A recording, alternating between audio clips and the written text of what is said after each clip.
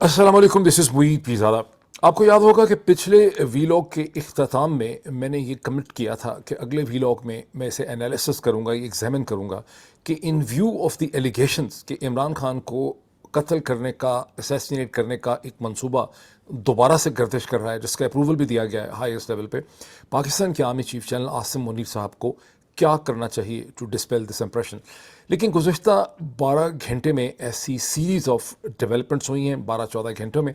जिन्हें इस स्टेज पे देखना पहले ज़रूरी है, बिकॉज हमें पाकिस्तान की एक सेंस ऑफ डायरेक्शन का पता चलता है। अच्छा, अब मैं किसी का कमेंट देख रहा था पिछले वीलॉग में, उन्होंने कहा कि आप हर दफ़ा ये कह देते हैं कि पिछले 48 घंटे में बड़ी इंटरेस्टिंग डेवलपमेंट्स हुई हैं और अगले 48 घंटे में बड़ी इंटरेस्टिंग डेवलपमेंट्स जो हैं वो होने वाली हैं। पहली बात तो है कि अगले 48 घंटे की इंटरेस्टिंग डेवलपमेंट्स का मैंने बहुत ही कम जिक्र किया है। शाज़ो नादिर कभी ऐसा हुआ होगा कि मैंने कहा हो कि अब ये होने वाला है, मतलब अगले 48 घंटे में, और मेरी टोन भी बड़ी कॉशियस रहती है। जहाँ तक लफ्ज़ इंटरेस्टिंग का ताल्लुक है, इंग्लिश पॉलिटिकल साइंस के अंदर और लिटरेचर में इंटरेस्टिंग की जो टर्म है वो तब इस्तेमाल की जाती है अगर कोई ऐसी डेवलपमेंट्स हों जो स्टैंड आउट करें, जो नॉर्मल हम ड्रम से, रूटीन से हट के हों, उनकी एक अहमियत और सिग्निफिकेंस हो। इंटरेस्टिंग का हरगिज़ ये मतलब नहीं है कि वो नेसेसरीली पॉजिटिव हैं या वो बहुत किसी बहुत बड़ी तब्दीली जो है उसमें वो फाइनली रिज़ल्ट भी होती हैं। लेकिन वो डेवलपमेंट्स इस वक्त की जो गुज़श्ता चंद आज की 24 घंटे की या 18 घंटे की डेवलपमेंट्स हैं, उन्हें हम देख लेते हैं कि वो है क्या। सबसे पहले सबसे की डेवलपमेंट वो है जो ड्राइव कर रही है सारी चीज़ को,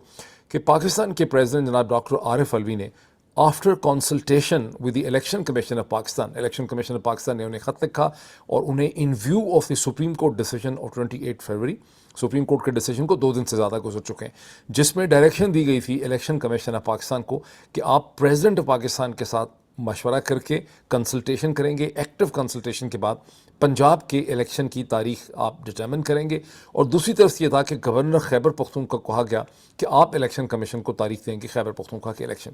गवर्नर खैबर पख्तूनख्वा ने अभी तक कोई तारीख नहीं दी, क्योंकि इलेक्शन कमीशन ऑफ पाकिस्तान ने ये अपनी प्रेस रिलीज़ में ये कहा है कि उन्होंने गवर्नर खैबर पख्तूनख्वा को भी चिट्ठी लिखी है, ख़त लिखा है कि आप हमें तारीख दें इन view of the order and verdict of the supreme court of Pakistan.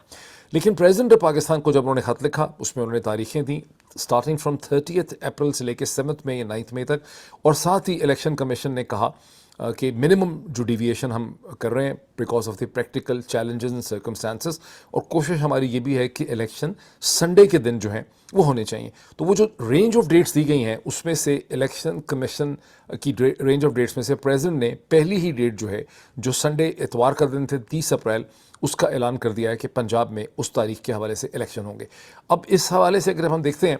तो हमारे जो वर्स्ट फियर्स थे कि इलेक्शन कमीशन ऑफ के सुप्रीम कोर्ट ऑफ पाकिस्तान के फैसले में जो एक फ्लेक्सिबिलिटी दी गई है तारीख के हवाले से कि बेयर मिनिमम डिविएशन जो है उससे इलेक्शन कमीशन या फेडरल गवर्नमेंट जो है बहुत ज़्यादा प्ले करेगी और ये चीज़ लटक सकती है, वो नहीं हुआ। सो और वर्स्ट फियर्स जो पिछले 2 वीलॉग्स में हमारे सामने आए, खाली मेरे नहीं, दर्जनों लोगों के जहनों में, सैकड़ों लोगों के जहन में ये फियर्स थे। कई वीलॉगर्स ने इसके हवाले से अपने खदशात का इजहार किया, बहुत लोग इसके बारे में कंसर्न थे, लेकिन वो चीज़ उस तरह से नहीं हुई है। इलेक्शन कमीशन ने एक रीज़नेबल रेट दी है। सो अगर पहले प्रेसिडेंट ऑफ पाकिस्तान ने 9 अप्रैल 2023 की तारीख रखी थी खैबर पख्तूनख्वा पंजाब दोनों के इलेक्शंस के हवाले से, तो अब उसमें 21 दिन का फ़र्क पड़ा है और 30 अप्रैल 2023 की तारीख पंजाब के हवाले से आ गई।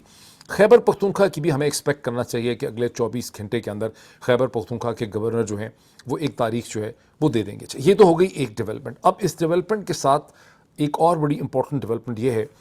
कि army chief general Asim Munir Thursday के दिन, जुमेरात के दिन, प्राइम मिनिस्टर शहबाज शरीफ साहब से उनकी मुलाकात होती सुप्रीम कोर्ट के डिसीजन के बाद और प्रेसिडेंट का तारीख देने से पहले। और ये स्लॉटेड टाइम इसका जो हमें पता चला कि 30 मिनट था, लेकिन ये मुलाकात तकरीबन 90 मिनट तक जारी रही। इसकी जो अखबारी कवरेज पहले बहुत ज़्यादा तो हुई नहीं है, बहुत ही कम हुई है। एक्सप्रेस ट्रिब्यून में इसके हवाले से स्टोरी है, मेरा ख्याल है बोल टेलीविज़न पे है, दुनिया की वेबसाइट के ऊपर है, छोटी छोटी स्टोरीज़ हैं वहाँ पे। लेकिन एक उसमें इंटरेस्टिंग पहलू ये भी है कि अब ISPR ने और आर्मी GHQ ने ये हदायत दी है मीडिया को या ऑफिस को, प्राइम मिनिस्टर के ऑफिस को, ख़ुद आर्मी की जो मीडिया टीम्स हैं उसको, कि अनलेस के आर्मी चीफ की मीटिंग में कोई और भी हो, ادروائز اس کی آپ فوٹیج ایشو نہیں کریں گے, اس کے بارے میں کوئی بہت ڈیٹیل نہیں دیں گے, تو کوئی بہت زیادہ ڈیٹیلز اس کی آفیشلی نہیں دی گئی. جو اسپیکولیشن کی گئی ہے اخبارات میں وہ یہ ہے کہ آرمی چیف نے جب پرائم منسٹر شہباز شریف صاحب سے ملاقات کی تو وہ ملاقات میں قومی سلامتی کے امور, بارڈرز کی صورتحال, دہشت گردی اور کسی حد تک اکانومی کے مسئلوں کو ٹچ اپ آن کیا گیا. لیکن جو ذرائع ہیں which are close to the military sources یا GHQ, ان کا یہ کہنا ہے جو پتہ چلتا ہے, اور اس میں بڑی کریڈیبلٹی ہے, کہ پاکستان کے آرمی چیف نے جو ملاقات ان کی ہوئی سپریم کورٹ کے ڈیسیجن کے بعد, ڈیسیجن سامنے آ چکا تھا الیکشن کے حوالے سے کہ 90 دن میں الیکشن خیبر پختونخوا پنجاب میں ہونے چاہیے, تو آرمی چیف نے بریف کیا پرائم منسٹر شہباز شریف کو کہ جنوری فروری کی جو آرمی انٹیلیجنس کی رپورٹس آئی ہیں وہ یہ شو کرتی ہیں کہ خیبر پختونخوا پنجاب میں تحریک انصاف 60% تک کی سیٹس جو ہے وہ لے سکتی ہے, یعنی 60% یا اس سے زیادہ سیٹیں جو ہیں وہ لے سکتی ہے. ہمارا تو ایسے خیال ہے کہ اس سے زیادہ لے سکتی ہے, یہ 60 اور 70% کے درمیان ہونا چاہیے, لیکن کم از کم سورس کے کہتے ہیں کہ یہ پرائم منسٹر شہباز شریف صاحب کو بتایا گیا ہے, اور ساتھ ہی یہ بھی سجیسٹ کیا گیا ہے کہ نیشنل اسمبلی کے الیکشن اگر آپ ساتھ کرا دیں گے تو صورتحال بہتر ہوگی, بیکاز اگر نیشنل اسمبلی کے الیکشن نہیں کروائیں گے اور اتنی بڑی تعداد میں 60% تک سیٹیں تحریک انصاف پنجاب اور خیبر پختونخوا میں جیت لے گی, تو پھر نیشنل اسمبلی جو ہے وہ آپ کی جماعت کے لیے PMLN یا PDM کے لیے خاصی مشکل ہو جائے گی. اب اور اس کے جواب میں جو پہلے بات میں ختم کر لوں کہ کیا سورس کہتے ہیں, سورس یہ کہتے ہیں کہ اس کے بعد پرائم منسٹر شہباز شریف نے یہ کہا کہ in view of this input from the army, وہ اپنے اتحادیوں کے ساتھ, یعنی آصف علی زرداری صاحب کے ساتھ, مولانا فضل الرحمان, باقی ساری جماعتیں تو بالکل ہی چھوٹی ہیں, بیکاز آصف علی زرداری صاحب کی جماعت کے 55 لوگ ہیں نیشنل اسمبلی کے اندر, 54 یا 55, اور مولانا فضل الرحمان کی جماعت کے 15 ہیں, حالانکہ مولانا خود نہیں ہیں پارلیمنٹ میں, باقی جماعتیں ایک دو والی جماعتیں. تو انہوں نے کہا کہ میں اپنے اتحادیوں سے ملاقات کروں گا, اور اس کے بعد جمعے کے دن پرائم منسٹر شہباز شریف کی اپنے ان دونوں اتحادیوں کے ساتھ ملاقات ہوئی ہے پرائم منسٹر ہاؤس میں, اور اس ملاقات کے بعد پرائم منسٹر شہباز شریف جو ہیں وہ چلے گئے ہیں لاہور, اور دونوں اتحادی جو ہیں وہ اسلام آباد میں ہی ہیں, مولانا فضل الرحمان اور آصف علی زرداری. اس سے پہلے کہ ہم تھوڑا سا یہ دیکھیں کہ اس ملاقات میں کیا ہوا ہوگا, ہمیں ذہن میں رکھنا چاہیے کہ انڈیپینڈنٹ جو اینالسٹ ہیں وہ بھی بہت دیر سے یہی کہہ رہے ہیں, اور اس کے اندر جو ٹکرز کی حد تک اگر آپ دیکھیں تو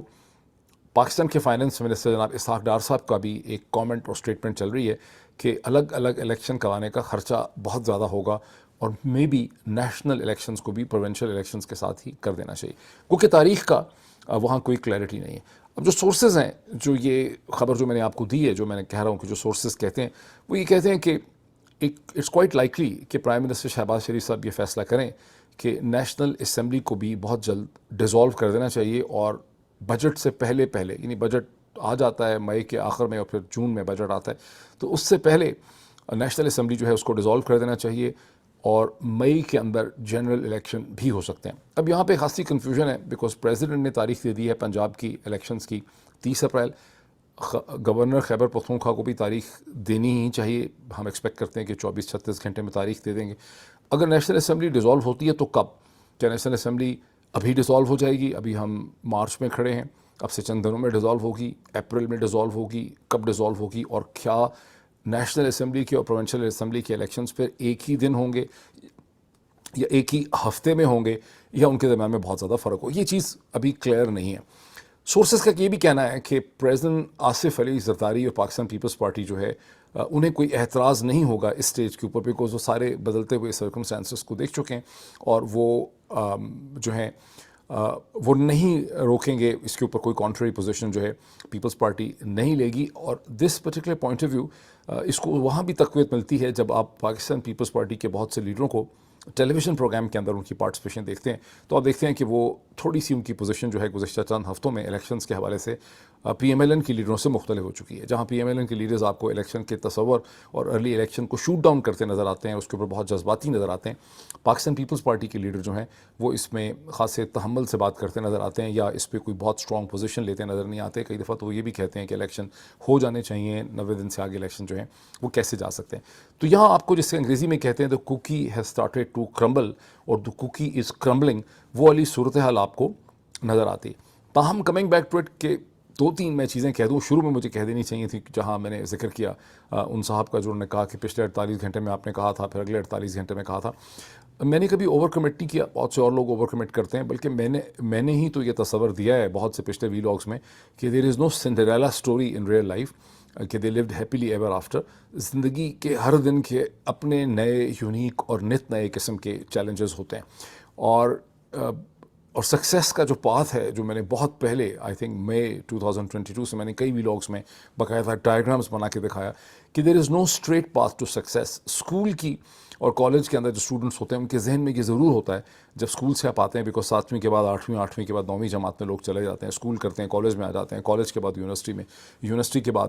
ڈگری لے لیتے ہیں اور سمجھتے ہیں MBA کر لیا یا میڈیسن کر لی تو آگے زندگی ایک اسٹریٹ لائن ہوگی جیسے کہ اسکول کالج سے چلی آ رہی تھی. لیکن ایسا ہوتا نہیں ہے. اس کے بعد لائف جو ہے وہ ساری ایک زگ زیگ پیٹرن میں چلتی ہے اور سکسیس جو ہے وہ کبھی بھی ایک اسٹریٹ پاتھ سے نہیں ملتی. یہی پالیٹکس کی صورتحال ہے. اگر آپ کہانی شروع کر لیں مارچ اپریل 2022 سے اب تک تو آپ یہ تو نہیں کہہ سکتے کہ سکسیس نہیں ہوئی ہے. بہت سے پوائنٹس ہیں سکسیس کے لیکن کوئی اسٹریٹ پاتھ اس کا نہیں ہے. اب ہر پوائنٹ پہ لوگوں کو لگا کہ یہ چیز یہاں رک گئی ہے، بہت مایوسی ہے، بہت تاریکی ہے، لیکن ہر سٹیپ پہ چیزیں جو ہیں وہ آگے چلتی رہی ہیں. اور